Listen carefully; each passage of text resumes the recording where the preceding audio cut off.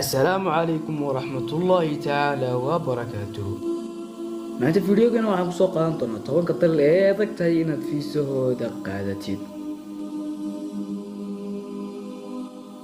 dowladda tobnaad waa dowladda North Korea. North Korea waxay ka mid tahay dowladaha fiisahoodu aragtay in la qaato. dowladda sagaalaad waa dowladda Ruushka.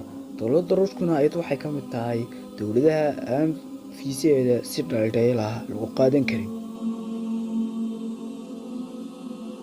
dowladda sideedaadna waa dowladda Angola. dowladda Angola fiisaheeda ayaduna way adag tahay. dowladda toddobaadna waa dowladda Democratic Republic of Congo. dowladdan waxay ka mid tahay dowladaha ugu adag ee fiisaha sida ugu adag lagu siiyo dadka. dowladda lixaadna waa dowladda Iran. dowladda Iranna si dhaldheelaha kuma helaysid fiisaheeda.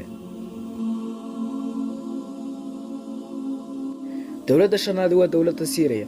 inkastoo ay iska baaba'san tahay dowladda Syria laakiin si ciyaaraha kuma helaysid fiisaha dalka Syria.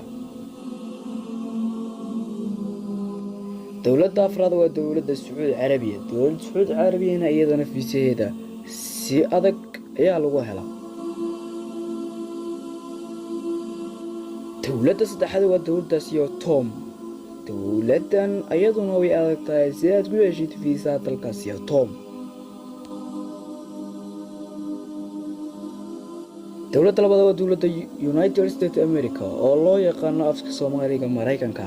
Mareykankana iyadana si ciyaar kuma helaysid fiisaha dalkaasi Mareykanka.